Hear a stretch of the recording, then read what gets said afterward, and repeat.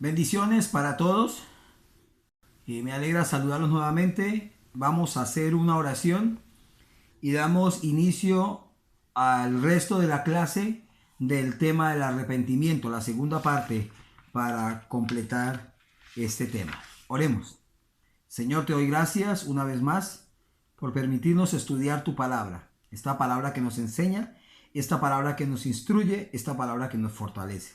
Yo te ruego, Señor amado, que nos ayudes cada día para poder estar firmes en ti y en tu palabra. En el nombre de Cristo Jesús. Amén y amén. Bueno, vimos lo que es el arrepentimiento y por qué debemos arrepentirnos. Hoy vamos a hablar acerca de lo que es el pecado y cómo debemos arrepentirnos. ¿Qué es el pecado? Bíblicamente lo encontramos en la primera carta del apóstol Juan, primera de Juan, antes de Apocalipsis, primera de Juan, el capítulo 3, versículo 4. Primera de Juan, capítulo 3, versículo 4. Dice así la palabra de Dios: todo aquel que comete pecado infringe también la ley, pues el pecado es infracción de la ley. Infringir es quebrantar, es desobedecer. Entonces, ¿qué es el pecado? Desobedecer la ley. ¿Cuál ley? La palabra de Dios. La palabra del Señor es nuestra guía. La palabra del Señor, como lo he dicho otras veces, es como ese mapa que Dios dejó para que a través de él podamos direccionarnos. Es el GPS o el GPS que el Señor dejó para que nosotros podamos llegar hacia la vida eterna.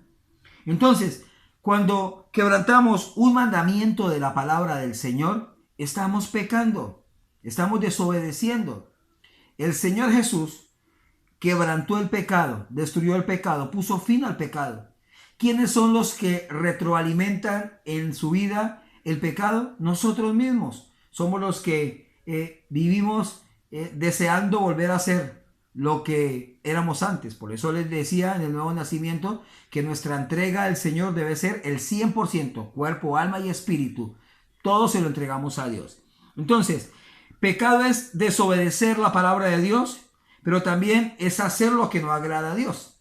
O sea, cuando estamos pecando, pues sencillamente estamos ofendiendo a Dios porque a Él no le agrada el pecado. Dios no ha pecado, Dios no comulga con el pecado y Dios jamás amará el pecado. Por eso Él es 3 veces santo, porque no le gusta, no quiere ver nada con el pecado, porque es lo opuesto y lo contrario a Él.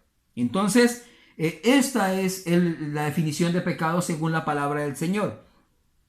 Pero también es todo aquello que pensamos y que decimos que no agrada a Dios. Lo que pensamos y decimos que no agrada a Dios. En una parte de la escritura dice que los malos pensamientos salen del corazón. La mente los cuadra todo lo que el pensamiento que produjo el corazón quiere que se haga. Entonces le da forma y con nuestros miembros le damos realidad a ese pecado, a ese mal pensamiento que se tuvo.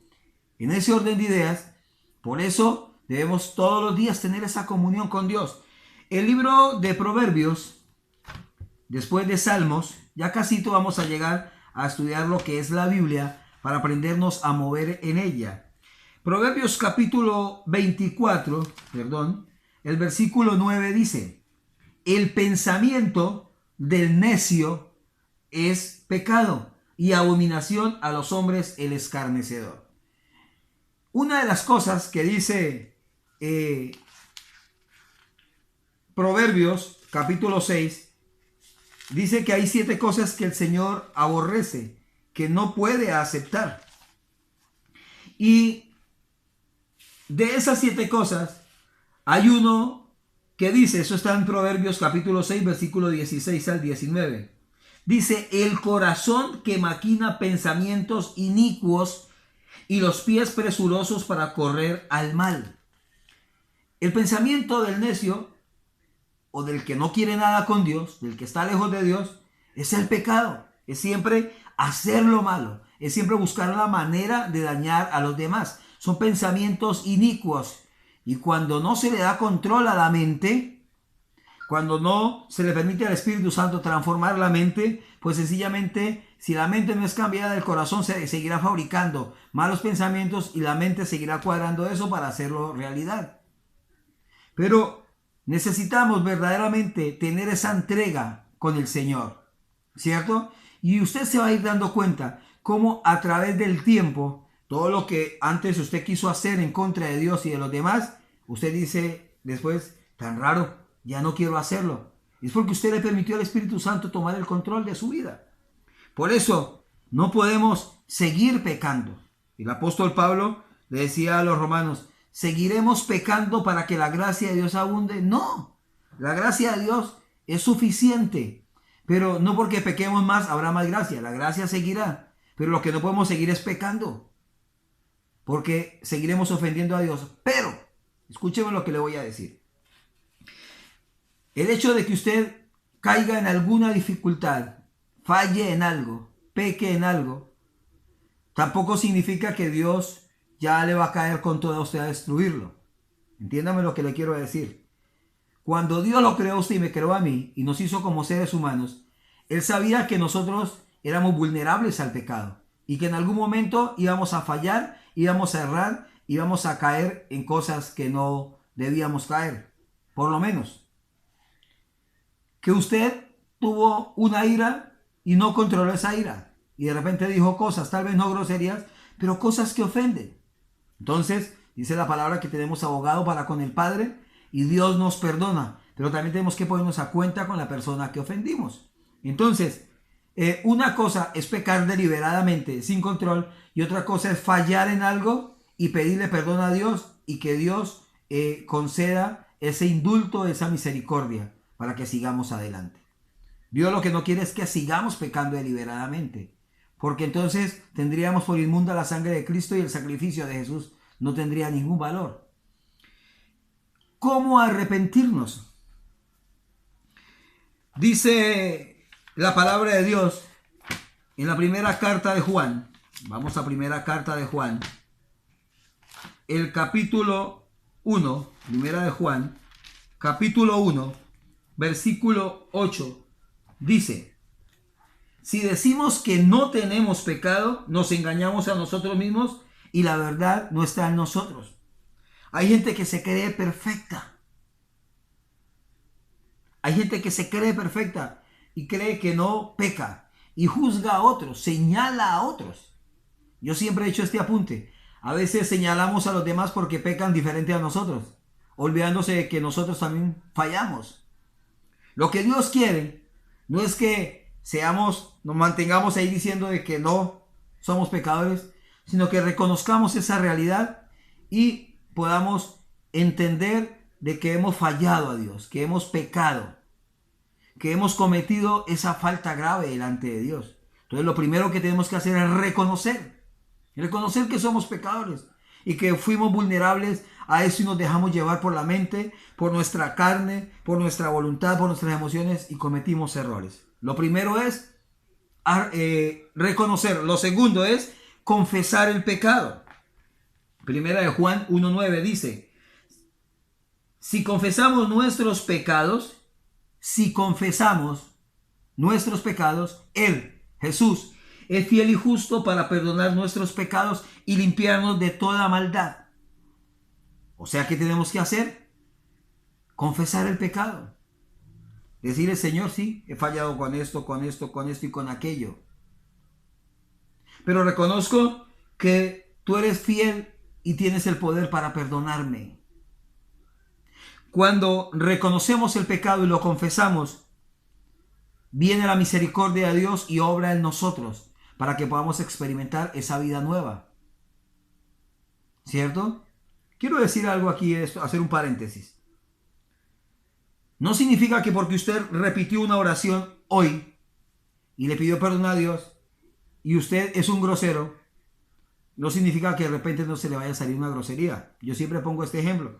Antes de ser cristiano, usted está enterrando un clavo y de repente con el martillo o la maceta se pegó en un dedo. ¿Qué es lo primero que sale de su boca? Máxime si es su costumbre, una grosería. Pero resulta que usted hoy recibió a Jesús y fue a clavar la misma puntilla y se volvió a machucar. ¿Qué le sale de su boca? De repente no le va a salir un aleluya ni un gloria a Dios, porque hasta ahora está empezando a haber un cambio. Está entrando hasta ahora en el proceso de cambio. Se le salió la grosería, pero usted ya sintió culpa. Dios, perdóname. No debía haber dicho esa grosería. Pero como usted confiesa su pecado y le cuenta a Dios cuál es su debilidad, en 3, 4 meses va a clavar la puntilla nuevamente y se vuelve a machucar. Tampoco va a decir aleluya, gloria a Dios, me machuqué, qué bendición.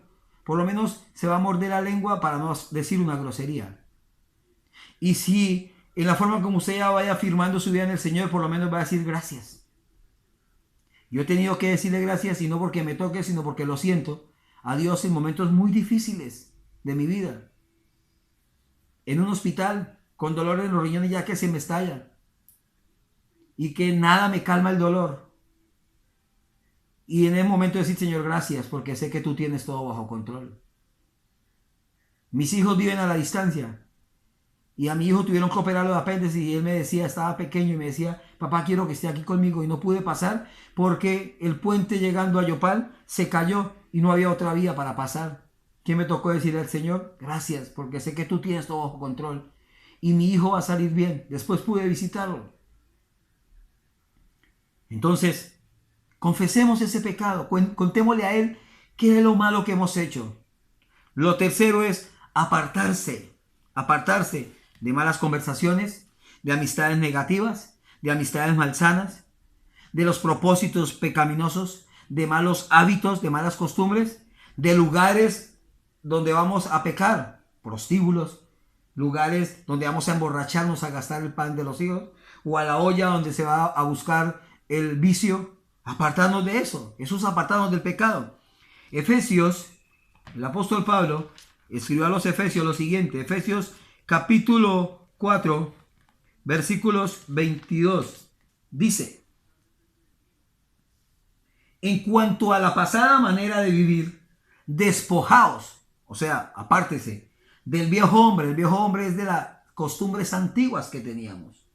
Despojaos del viejo hombre que está viciado, o sea, tomó por costumbre, conforme a los deseos engañosos, y renovaos en el espíritu de vuestra mente, y vestidos del nuevo hombre, creado según Dios en la justicia y la santidad de la verdad. Y miren lo que dice el versículo 25: por lo cual, desechando la mentira, hablad verdad cada uno con su prójimo, porque somos miembros los unos de los otros. Airaos, pero no pequéis. Esas son las cosas de las que nos tenemos que ir apartando. Ni deis lugar al diablo. El que hurtaba, no hurte más, sino que trabaje haciendo con sus manos lo que es bueno, para que tenga que compartir con el que padece necesidad.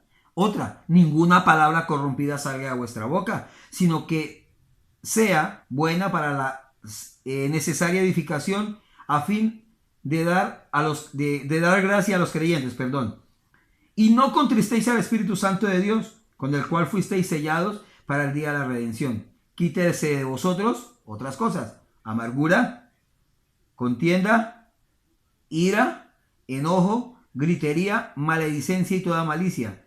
Y sean benignos unos con otros, misericordiosos, perdonándoos unos a otros, como Dios también os perdonó a vosotros en Cristo. Tenemos que apartarnos de lo malo. Tenemos que alejarnos de eso que hace daño, que no edifica. Y Proverbios 28:13 dice que el que encubre su pecado no prosperará, mas el que los confiesa y se aparta, el que los confiesa y se aparta, alcanza la misericordia de Dios. Y lo cuarto, es restituir. Si usted ha cometido un agravio a otra persona, si usted le ha hecho daño a otra persona, después que usted ha conocido al Señor, ¿qué va a hacer? Va a ir a buscar a esa persona y le va a pedir perdón. Yo pasé una dificultad muy grave y hubo 2 personas que me ofendieron mucho. ¿Yo qué hice? Yo no esperé a que ellos vinieran a pedirme perdón. Yo fui y les pedí perdón, porque yo quería sanar mi corazón y estar en paz. Pero pastor, usted no fue el que cometió lo malo. Yo no fui, pero necesitaba estar sano porque me dolía. Mire lo que dice Levítico 6:4. Entonces, habiendo pecado y ofendido, restituirá aquello que robó, o el daño de la calumnia, o el depósito que se le encomendó, o lo perdido que halló. Hay gente, hay hombres y mujeres que ven que una persona se levantó y se le quedó la billetera, o se le cayó la billetera, o se le quedó el celular ahí donde estaba, y no se lo entregan, se lo roban. ¿Qué es lo que deben de hacer? Si verdaderamente tenemos a Cristo en el corazón, tenemos una conciencia diferente. Entonces, Señor, mire su billetera, se le cayó. Señora, se le quedó el celular aquí, se lo entrega. Y lo último es los resultados del arrepentimiento. Lo primero es que se restablece la comunión con Dios. ¿Sabe qué le dijo Job al Señor? Le dijo, de oídas te había oído, pero ahora te conozco. Ahora tengo una relación contigo. Ahora tengo una amistad contigo. Porque hubo un verdadero arrepentimiento. Lo otro es que ahí se restablece la comunión con nosotros mismos. Hay gente que denigra de sí misma. Yo soy lo peor, soy un inútil, no sirvo para nada. Soy lo más malo que hay. Soy fea, soy feo, soy horrible. No, cuando venimos a Cristo con un verdadero arrepentimiento nos damos cuenta y nos miramos al espejo. Oiga, ¿por qué me trataba yo mal? ¿Por qué hablaba yo mal de mí mismo? Y lo tercero es que se restablece la comunión con los demás. Porque ya tenemos una conciencia, vuelvo y les digo, nueva, diferente, y una conciencia de perdón, de arreglar las cosas. Y vamos y arreglamos las cosas con los demás y podemos estar en paz. Recuerden que el Señor dijo, en cuanto les sea posible y dependa de ustedes, estén en paz con los demás. Bueno, mis amados hermanos, aquí terminó el tema del arrepentimiento. Espero que sea mucha fe y ya les enviamos el trabajo ahí por el WhatsApp. Dios me los bendiga a todos, los amamos mucho.